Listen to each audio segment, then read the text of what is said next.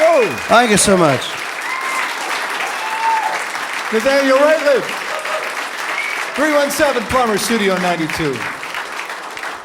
It is such a delight to have you. Thank you for being here. Is that the signature guitar? This is bass staff. Like, Oh, so that's the OG. it predates the signature. It looked a little. I actually have a different one that the signature one was kind of modeled after. Oh, okay. And then I think when I was at like Mike's Vintage Guitars, and I think that's in Cleveland. All I know is it's like it was in a pile of guitars, and I could just see this corner, and I was like, "What's that?" And then I left with it. So It's pretty and it sounds good. So thank that's why you, I asked. thanks, man. Appreciate it. All right, so the new album South of Here, we love it, of course.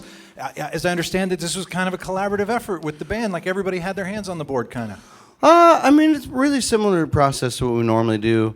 I showed up with a bunch of songs, Right. and then and this time though it was like a little different than what we'd done in the past. The guys got to the studio a few days before me, and we were and just southeast of El Paso, Texas, and At the Tornillo. Pecan Farm, right? Yeah, at a pecan ranch. I can't remember the name of this. My brain is not. Sonic Ranch. There we go. There was it? Yeah. So Sonic Ranch, we were down there, and I showed up a couple of days late because I was fortunate enough to be doing Willie Nelson's 90th birthday. No big deal. And which I felt bad. I was like, sure, you guys go ahead. I just got to go to the Hollywood Bowl without you. Played both nights, right? And so when I showed up, that show was fantastic. But they were fine with it, thankfully. Yeah, I think so. But I showed up, and Brad Cook, who had helped us finish the Future, Owen is a longtime friend of mine. But yeah, we kind of reconnected on the Future, and we decided we wanted to do this record together. And so he had been working at Sonic Ranch a lot, and so the guys met him down there, and they set up the largest room they have down there, and we just set up in a circle. Oh. And so I actually showed up first day, and we were just kind of doing a mic check and played Heartless. And the guys didn't really know it. I hadn't been like, sometimes I like give everybody demos, and then sometimes I just don't. And this particular time I hadn't.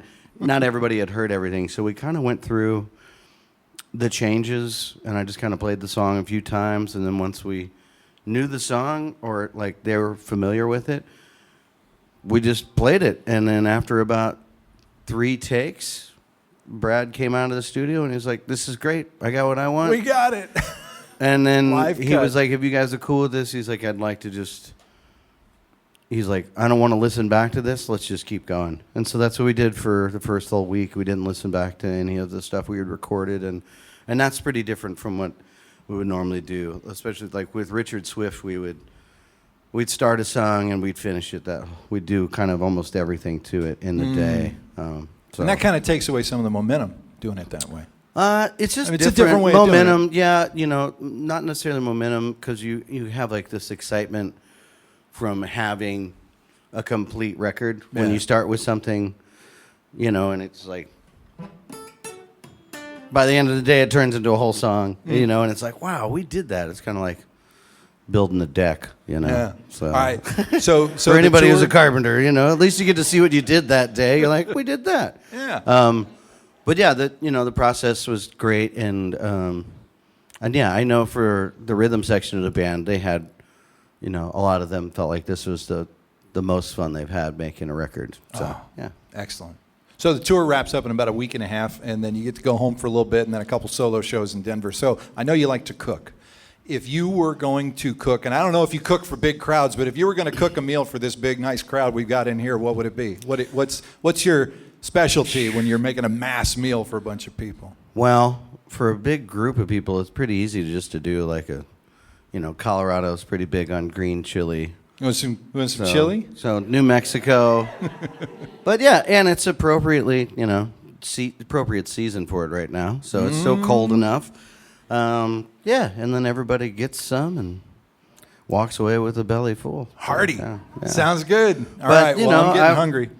We could do a roast or something too, Be a lot of pot roast for you all, but yeah. Line up the crock pots. All right, well, let's get back to a couple more songs from Nathaniel Rateliff and 317 Plumber Studio 92.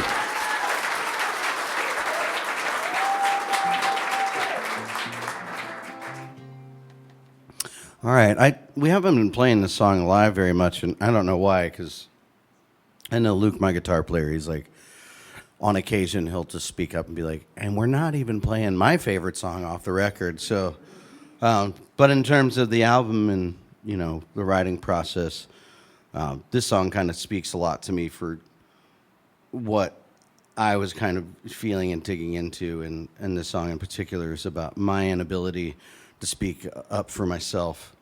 And so it's been kind of it's been a long journey.